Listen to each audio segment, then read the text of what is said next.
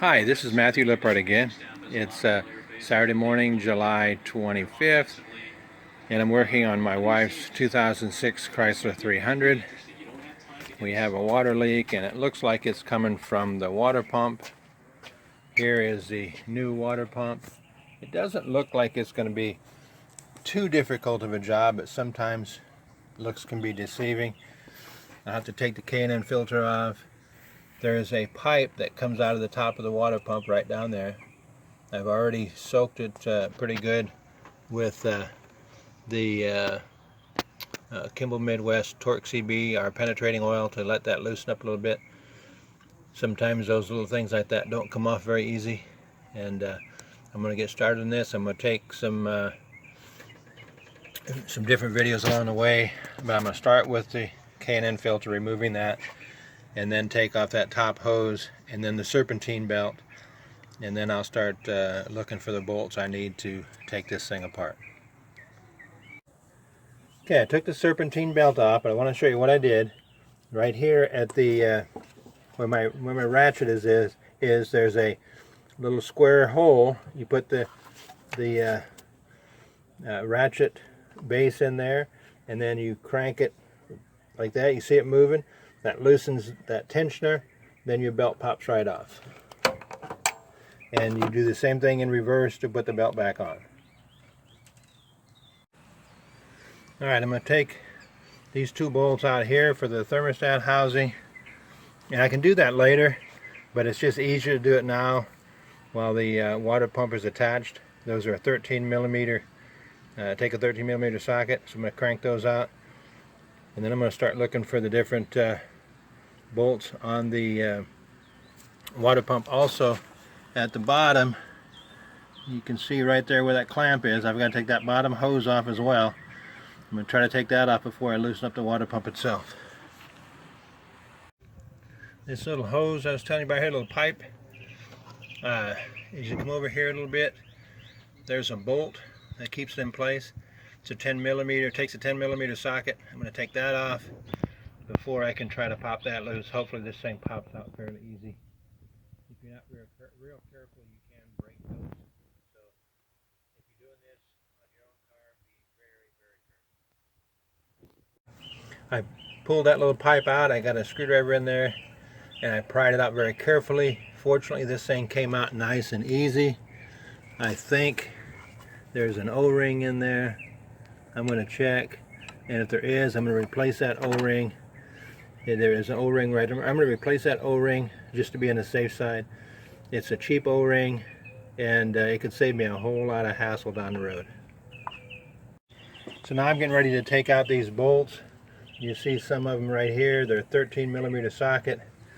I've got the new pump setting right here, so you can't see a lot of the bolts, but I can just go down around here and I can see about where they are, so I can feel my way down along the bottom. A lot of taking this water pump off is going to be by feel. As you can see, it does have a new main pulley on it, but I'm going to have to swap out a couple other things that I'll show later. What I'm learning as I go on this one, I'm going to have to take this tensioner pulley off, first, because I can't get to some of the bolts with a socket. I'll have to use a wrench, and I don't really want to do that, so I'm going to take that tensioner off. It takes a 15 millimeter socket. And I'm going to take this idler pulley off as well. I can't really see, but it looks like it takes an Allen head.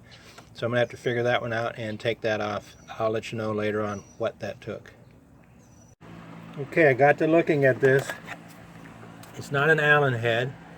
There's a plastic piece, cover that goes on there. I popped it off with a screwdriver. It takes a T50 star socket. So I'm going to stick that in there, hit it with my air ratchet, and spin that thing off, and then we'll continue.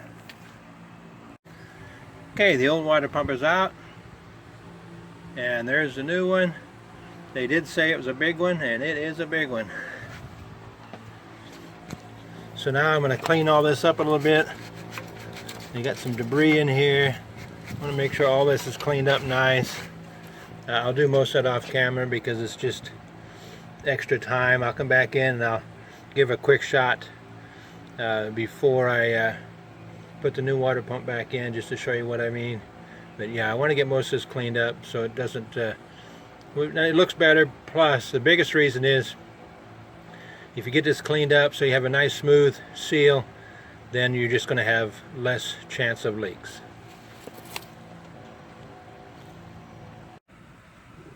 If you look closely, you can see that there's a rubber gasket in there. It's not a paper or cardboard gasket. Okay, so here's that gasket. I put a little bit of black RTV in there. You don't have to do that. The only reason I do that, or the biggest reason I do that, is I don't want to get this halfway in there and have that gasket pop out in some place or another. And next thing you know, you have a pinched gasket. Get everything put back together, fire the thing up, and it leaks because you have a pinched gasket, and the gasket came out and then you got a pinch. This way the gasket stays fully in place. I didn't fill the cracks up. I just put enough in there throughout the whole circumference of this pump just to hold the gasket in place. I'll take another quick shot when the gasket's in place. Okay, the gasket's in. As you can see, the rubber gasket is slightly raised. It's pushed all the way in, so it's slightly raised. As you put the water pump on and you compress, you put the bolts in and you tighten them and you compress that gasket, it creates that seal that you need so that your water pump doesn't leak. Now let me get up here and I'll show you. I've got the, I don't know what happened, it just quit, but anyway, I've got this cleaned up, scraped off, and then I'll put the water pump on just a couple minutes, let that gasket sealer dry just a little bit, then I'll stick that water pump on and tighten it back up. Okay, the water pump is sitting back in place. I've got one bolt in. Now I'm going to begin to tighten up all the bolts, put them all in. And I did put a new O-ring right there.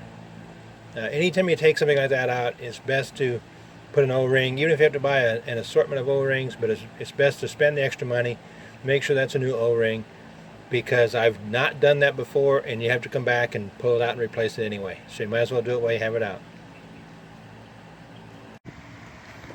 Okay, the water pump is all back on. I had to make another trip to AutoZone because my hose clamp as I was putting it back on broke. If I would have thought of it ahead of time, I could have ordered some new hose clamps from Kimball Midwest from myself, but I didn't think about it. So anyway, I have two new hose clamps on there now.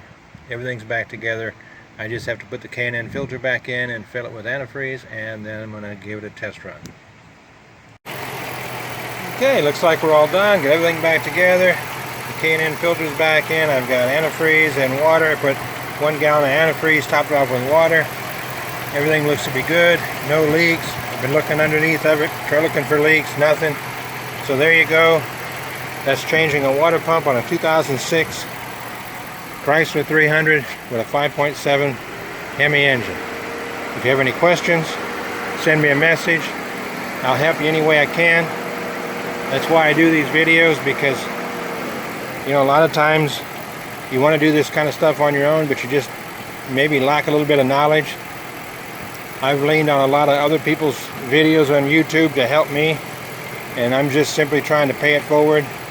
And if I can help you work on your vehicles, provide a little bit of knowledge that I have gained over the years, I'm happy to do it. So if you have any questions, please reach out to me. Like I say, I'll help you any way I can. I hope this helps you. Please like this video. Feel free to share it with anybody that you know that has a water pump issue with a Chrysler 300 5.7 Hemi. And click the subscribe button, please, and click on that bell so that you can be notified every time I post a new video. Thanks, and have a great day.